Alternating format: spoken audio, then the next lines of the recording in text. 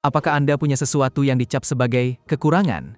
Contohnya seperti botak, pendek, atau terlalu sering cemas atau khawatir. Jika ya, berarti Anda memiliki senjata rahasia yang membutuhkan waktu jutaan tahun bagi proses evolusi untuk menanamkannya dalam diri Anda. Dalam video ini, kita akan membalikkan masalah tersebut untuk melihat bahwa apa yang Anda anggap sebagai malfungsi sistem sebenarnya adalah fitur-fitur tingkat lanjut. Hukum deviasi. Kebanyakan orang menyebutnya lemah, padahal sebenarnya itu hanya menyimpang dari lingkungan. Kekurangan seringkali bukan berarti Anda buruk, tetapi Anda hidup dalam sistem yang dirancang untuk orang lain. Seorang teman A menggunakan benda, meja, kursi, dan peralatan yang semuanya dirancang untuk tangan dominan yang umum, sehingga setiap hari dia merasa dirinya terhambat. Namun, ketika A memasuki permainan yang membutuhkan kejutan, penyimpangan itu justru menjadi keuntungan karena lawan jarang berlatih menghadapi gaya A. Sifat dasar lingkungan adalah ia memprioritaskan mayoritas untuk menghemat usaha, bukan untuk berlaku adil bagi semua jenis orang. Jadi, ada orang yang hidupnya lancar, ada yang hidupnya seolah sedang bermain game hard mode. Itu bukan karena mereka bodoh, tapi karena medannya yang sulit. Pelajaran sistemnya adalah jangan buru-buru menyimpulkan diri Anda rusak. Coba periksa, apakah Anda sudah bermain di lapangan yang tepat? 2. Hukum keuntungan langka. Sesuatu yang jarang ditemui menghasilkan kejutan dan mencetak poin. Dalam kehidupan sehari-hari, keuntungan bukanlah tentang menjadi lebih kuat, melainkan membuat lawan kehilangan satu langkah untuk berpikir. Mengenai tangan dominan, teks aslinya menyebutkan mayoritas adalah tangan kanan, sekitar 90%. Jadi semua orang berlatih untuk menghadapi tangan kanan. Jadi, ketika orang kidal masuk, rasanya seperti tombol kontrol diubah petanya. Lawan akan limbung selama beberapa detik. Seorang teman B pernah dipaksa orang dewasa untuk mengubah tangannya agar sama seperti orang lain. Dan setelah dewasa, baru menyadari bahwa dia kehilangan jenis fleksibilitas tertentu. Karena hidup dalam posisi harus beradaptasi, orang yang menyimpang standar cenderung melatih kemampuan untuk mengubah sudut pandang dan mengubah cara kerja lebih cepat. Mekanisme psikologis di sini adalah ketika Anda tidak bisa mengandalkan jalan setapak yang biasa, Anda terpaksa membuka jalan sendiri. Pelajaran strategisnya adalah jangan mencoba menghilangkan hal yang langka itu, belajarlah menempatkannya di tempat yang tepat agar menjadi keuntungan. 3. Hukum peringatan. Kecemasan kadangkala adalah peluit peringatan dini dari otak. Definisi sehari-hari, kecemasan seperti alarm kebakaran yang berbunyi bahkan ketika Anda hanya membakar permukaan roti. Kedengarannya melelahkan, tapi peluit itulah yang membuat banyak orang selalu memiliki rencana B, C, D, bersiap seolah-olah akan berperang. Orang A yang normal biasanya gemetar ketakutan. Tetapi ketika terjadi insiden tak terduga, A justru bergerak cepat untuk mengatasinya karena otaknya telah mensimulasikan situasi tersebut ratusan kali. Dalam teks aslinya, ini disebut hyper-awareness, kesadaran berlebihan, yaitu memperhatikan detail-detail kecil yang diabaikan orang lain. Mekanisme alamiahnya adalah otak Anda sedang bermain game bertahan hidup. Ia memprioritaskan kelangsungan hidup daripada kenyamanan, sehingga ia terus-menerus memindai risiko. Tapi ada batas yang perlu diakui. Ketika kecemasan berubah menjadi kelumpuhan, itu bukan lagi keuntungan, melainkan beban kesehatan. Pelajaran aplikatifnya adalah jaga tingkat kewaspadaan secukupnya untuk persiapan, dan jika alarm itu meraung 24/7, Anda harus belajar meredam volumenya dengan dukungan yang sesuai. 4. Hukum visual. Apa yang Anda anggap sebagai kehilangan, terkadang justru merupakan sinyal kekuatan. Definisi sehari-hari, botak adalah rambut yang meninggalkan Anda, tetapi terkadang ia meninggalkan aura yang sulit disanggah. Teks aslinya mengatakan ada penelitian yang menunjukkan bahwa orang botak cenderung dianggap lebih kuat, lebih pintar, lebih berkuasa, hanya karena perubahan penampilan. Seseorang bernama A mencukur bersih kepalanya. Secara otomatis, ketika ia memasuki ruang rapat, semua orang akan menganggap A itu tegas, meskipun A masih A yang kemarin. Mekanisme psikologisnya adalah otak manusia cenderung membuat kesimpulan cepat dari citra visual, detail lebih sedikit, garis lebih kuat, rasa ketegasan yang lebih besar. Tapi hidup tidak selalu indah. Kepala botak terkadang membuat keringat langsung menetes ke mata. Artinya ada biaya operasional. Pelajaran praktisnya adalah gunakan citra sebagai alat, bukan label untuk menipu diri sendiri. Karena setiap keuntungan pasti memiliki sisi buruk. 5. Hukum pondasi. Ada orang yang berlari cepat, ada yang berjalan jauh berkat desain telapak kaki. Definisi sehari-hari, kaki datar diejek sebagai kaki tanpa lengkungan.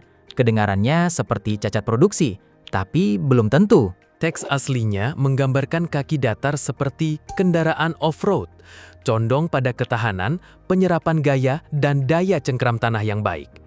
Dijelaskan bahwa lengkungan rendah dapat membantu peredam kejut lebih baik daripada lengkungan tinggi, artinya lebih sedikit gaya yang memantul ke tulang kering. Seseorang bernama A berjalan jauh mendaki tanjakan dengan stabil dan jarang tergelincir, karena kakinya memiliki luas kontak yang lebih besar sehingga keseimbangannya terjaga dengan baik. Namun, kita juga harus mengatakan jangan romantisasi. Ada orang B yang kaki datarnya sampai sakit ketika berjalan. Saat itu, ceritanya bukan lagi kekuatan super, melainkan masalah perawatan. Mekanisme sistemnya adalah ciri biologis yang sama, tergantung tingkat dan aktivitasnya, bisa menjadi keuntungan atau beban. Pelajaran optimalisasinya adalah pilih aktivitas yang sesuai dengan desain Anda, dan jika terasa sakit, prioritaskan solusi pereda nyeri sebelum berbicara tentang kekuatan super. 6. Hukum fisika. Pendek tidak berarti kalah. Pendek adalah jenis kontrol yang berbeda. Definisi sehari-hari, pendek bukanlah cacat, tetapi bodi mobil kecil yang membuatnya mudah berbelok tajam dan bereaksi cepat. Teks aslinya menyebutkan orang pendek memiliki pusat gravitasi rendah, berputar cepat, tipe tubuh yang dikendalikan seperti mobil sport. Seorang teman A yang bermain olahraga yang membutuhkan menghindar, berputar, dan mengubah arah secara terus-menerus merasa dirinya lebih lincah daripada teman yang tinggi besar karena inersia putaran yang lebih sedikit. Teks aslinya juga menyebutkan satu poin menarik. Orang pendek dapat melepaskan panas lebih cepat karena rasio kulit terhadap massa yang berbeda. Bahkan ada bagian yang mencatat bahwa rata-rata orang pendek dapat hidup lebih lama sekitar 2 hingga 5 tahun, meskipun ini adalah masalah statistik, bukan takdir. Mekanisme alamiahnya adalah setiap tubuh merupakan optimasi dari suatu masalah, hanya saja masalahnya berbeda-beda. Pelajaran sudut pandangnya adalah jangan mengukur semua orang dengan satu standar, karena setiap tinggi badan adalah seperangkat indeks permainan yang berbeda. 7.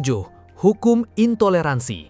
Tidak bisa mengonsumsi sesuatu terkadang justru menyelamatkan Anda dari jebakan jangka panjang.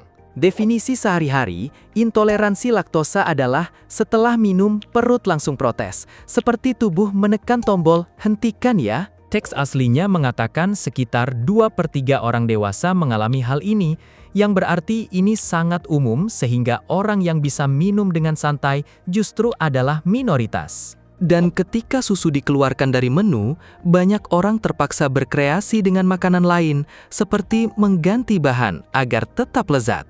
Teks aslinya juga menyarankan bahwa menghindari susu dapat mengarah pada konsumsi lebih banyak sayuran dan makanan fermentasi, yaitu mengubah kebiasaan ke arah yang lebih beragam. Namun, dalam kehidupan sehari-hari juga ada sisi buruknya.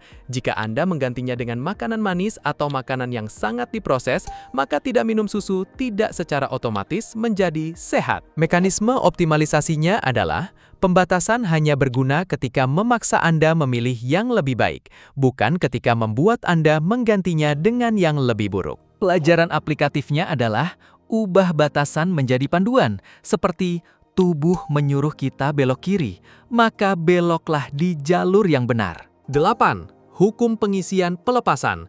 Introvert bukan berarti pemalu, melainkan cara mengisi ulang baterai yang berbeda. Definisi sehari-hari, introvert itu seperti ponsel. Bertemu banyak orang, baterai langsung drop, menyendiri, baterai terisi penuh. Teks aslinya menjelaskan bahwa orang introvert sering mengamati dan mendengarkan dengan saksama, sehingga mereka menangkap detail yang diabaikan oleh orang yang banyak bicara. Seseorang bernama A dalam rapat tidak banyak bicara, tetapi A mendengar kalimat yang terlanjur terucap dan menyimpulkan poin penting yang menyelamatkan seluruh tim agar tidak salah arah. Teks aslinya juga menyebutkan bahwa waktu sendirian dapat meningkatkan inovasi, sehingga banyak orang kreatif membutuhkan kesendirian untuk memunculkan ide. Dalam kehidupan, ada orang introvert yang sama sekali tidak takut berkomunikasi.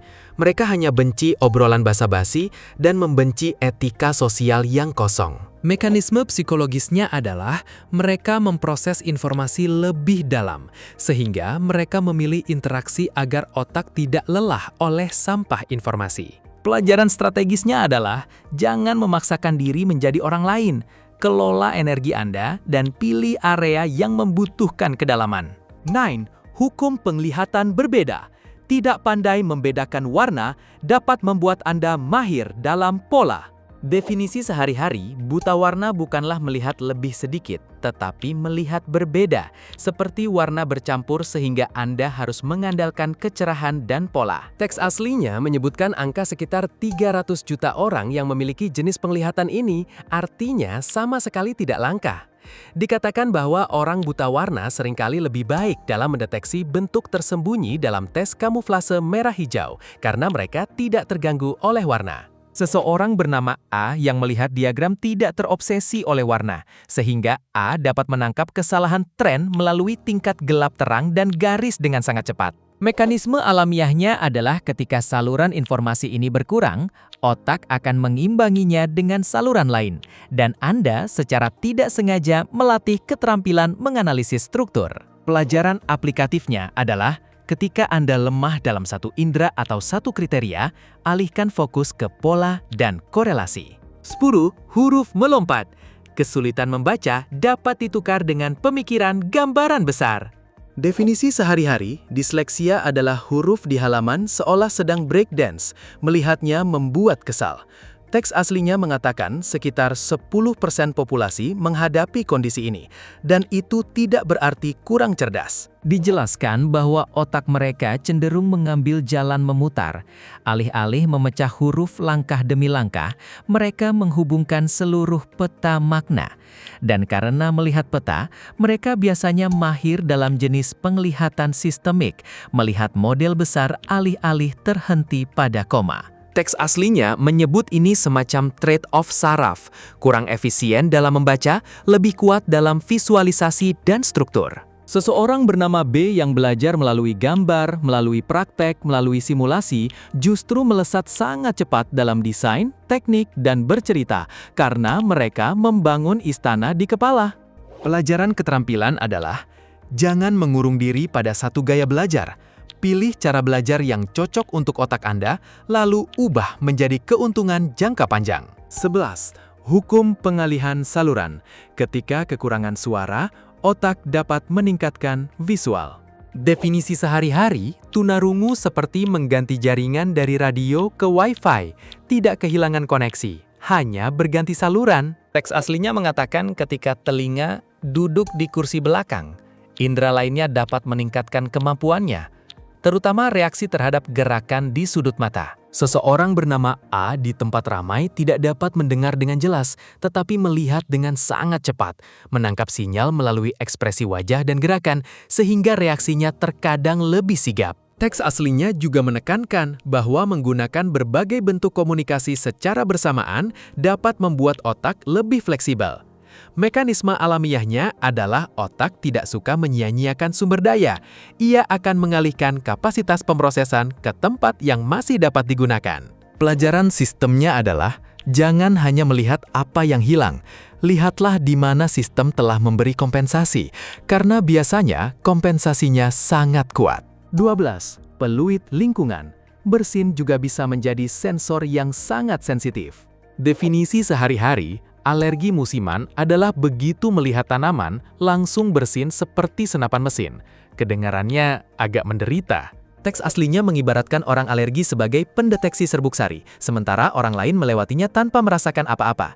Dikatakan bahwa reaksi kekebalan yang kuat ini seperti bel peringatan lingkungan yang terkadang mendeteksi perubahan lebih awal. Seseorang bernama B, karena sering alergi, rumahnya selalu bersih, penyaringan udaranya ketat, secara tidak sengaja mengurangi banyak risiko menghirup debu jangka panjang, yaitu ketidaknyamanan ditukar dengan kedisiplinan. Mekanisme psikologisnya adalah ketika tubuh memaksa Anda untuk memperhatikan, Anda secara alami menjadi pengamat lingkungan yang lebih baik daripada orang lain. Bài học thực tế là không cần tự sướng vì hắt hơi, nhưng có thể tận dụng nó để sống kỷ luật và bảo vệ sức khỏe thông minh hơn. 13. Hukum pengenalan. Tidak mengingat wajah dapat memaksa Anda mahir membaca gerak-gerik. Definisi sehari-hari tidak mengenali wajah seperti perangkat lunak pengenalan wajah yang ngelek. Bertemu siapapun terasa akrab tapi tidak yakin. Teks aslinya mengatakan kondisi ini bervariasi tingkatnya dan diperkirakan sekitar 1 dari 33 orang mengalaminya. Artinya di sekitar Anda mungkin ada orang yang hidup seperti itu. Namun, ia juga menjelaskan kompensasi yang menarik. Mereka mengenali Anda dari suara, sikap, postur, cara memegang gelas, yaitu fokus pada detail manusia. Seseorang bernama A yang bertemu klien takut salah mengenali orang, sehingga A berlatih mengingat cara berbicara dan kebiasaan, sehingga ia menilai seseorang tidak mudah dibodohi oleh penampilan. Mekanisme psikologisnya lah, ketika Baan Kong Zia Durak Vau Mat, Baan Chuen Sang Zia Vau Hanvi, và Hanvi terung tat hen mat. Pelajaran sudut pandangnya adalah, lemah di satu saluran dapat membuat Anda kuat di saluran lain jika Anda mau berlatih ke arah yang benar. Engkum saklar penghancur diri, ada gen yang membuat Anda tidak bisa minum alkohol, dan terkadang itu adalah penyelamat nyawa. Definisi sehari-hari, intoleransi alkohol adalah setelah minum beberapa menit, wajah memerah seperti lampu. Jantung berdebar kencang, belum sempat senang, sudah ingin berhenti. Teks aslinya menamai enzim ALDH2 yang mogok kerja, menyebabkan zat beracun perantara menumpuk dan tubuh merasa tidak nyaman. Namun, justru karena ketidaknyamanan tersebut, banyak orang dengan gen ini lebih jarang menjadi kecanduan dan lebih sedikit merusak hati, seolah tubuh sudah memasang tombol hentikan pesta. Seseorang bernama B melihat teman-temannya minum sepuasnya, sementara ia hanya minum sedikit sudah tidak tahan. Tetapi sebagai gantinya, B terhindar dari banyak keputusan bodoh karena mabuk, yaitu kehilangan kesenangan jangka pendek ditukar dengan keamanan jangka panjang. Mekanisme alamiahnya adalah, biologi terkadang melindungi Anda dengan membuat Anda membenci hal yang dapat merusak Anda. Pelajaran strategisnya adalah, jika tubuh sudah menyalakan peringatan, jangan coba mematikannya demi gengsi, karena peringatan itu bisa menjadi pelampung penyelamat. 15. Hukum kesimpulan akhir.